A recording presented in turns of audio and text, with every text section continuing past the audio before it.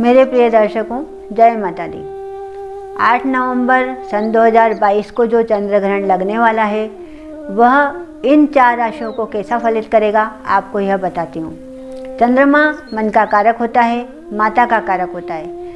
यदि हम अपनी माता का ध्यान रखें और पानी का वेस्टेज ना करें तो चंद्रमा बहुत अच्छा फलित करता है। धनु राशि वालों के लिए चंद्र ग्रहण जो लगेगा वह 5वें भाव में लगेगा।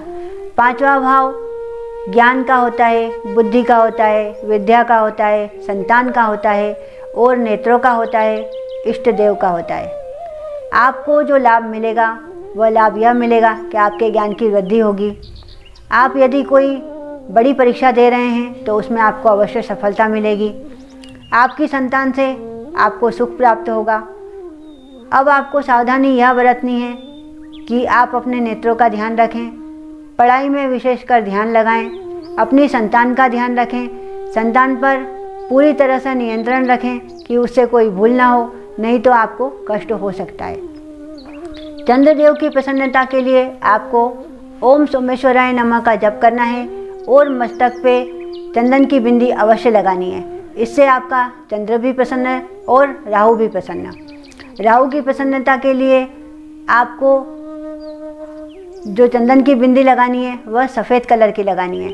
आप चाहें तो गले में चंदन की माला भी धारण कर सकते हैं और कपूर डालकर पानी में अवश्य नहाएं। इससे आपका राहु आपको बुरा फल नहीं देगा। आप अपने नेत्रों का ध्यान रखिए, जितना हो सके कम टीवी देखिए, कम मोबाइल चलाइए, तो आपको इससे लाभ मिलेगा। मकर राशि वाले जातकों की पत्रिका में 4थे भाव में यह ग्रहण लगने वाला है। 4था भाव भूमि का होता है, सुख सुविधाओं का होता है, वाहन का होता है, माता का होता है। अब आपको इसमें जो लाभ मिल सकता है वह यह मिलेगा कि यदि आप अपनी भूमि खरीदना चाहते हैं, आपने कोई प्लाट ले रखा है, उस पर आप घर बनाना चाहते हैं, तो आपकी इच्छा अवश्य पूर्ण होगी। आपको जो ध्यान रखना है, अपनी माता के स्वास्थ्य का ध्यान रखना है। माता को ऐसी कोई बात नहीं बोलनी है जिससे माता को दुख पहुँचे। और आप यदि कोई वाहन खरीदना चाहते हैं तो अब आप वाहन खरीद सकते हैं, किंतु जो आपके पास वाहन है उसका आपको ध्यान रखना है, क्योंकि जो पुरानी चीज़ है वह नुकसान में जा सकती है। नया आपको अवश्य मिलेगा, क्योंकि राहु और चंद्र का ग्रहण योग तो कल समाप्त हो जाएगा। चंद्रमा अपनी राशि परिवर्तन कर लेगा, तो फिर वह आपको अवश्य लाभ देगा। आपको चंद्रदेव की प्रसन्नता के लिए जो उपाय करना है वह सोमवार वाले दिन भोलेनाथ के मंदिर में जाइए, 1 लोटा जल लीजिए, उसमें थोड़ा कच्चा दूध मिलाइए और एक गेंदे का फूल डालिए और भोलेनाथ को चढ़ा दीजिए। जल चढ़ाते वक्त आपको ओम सोमेश्वराय नमः शिवाय का जप करना है। आप इस मंत्र का जप ग्रहण काल में भी कर सकते हैं। कुंभ राशि वाले जातकों की पत्रिका में यह जो ग्रहण लगेगा यह 3रे भाव में लगेगा। 3रा भाव होता है छोटी यात्राओं का, छोटे भाई बहनों का और पराक्रम का। ऐसे में आपको जो लाभ मिलेगा, आप यदि कहीं यात्रा पर जाने चाहते हैं तो आपकी यात्रा अवश्य पूर्ण होगी, किंतु आपको यात्रा में सावधानी रखनी है। आपका किसी से झगड़ा ना हो, आपका कोई सामान चोरी ना हो, अपने छोटे भाई बहनों से आपका झगड़ा ना हो। छोटे भाई बहनों से आपको सुख जब भी प्राप्त होगा जब आपका उनके साथ व्यवहार अच्छा होगा।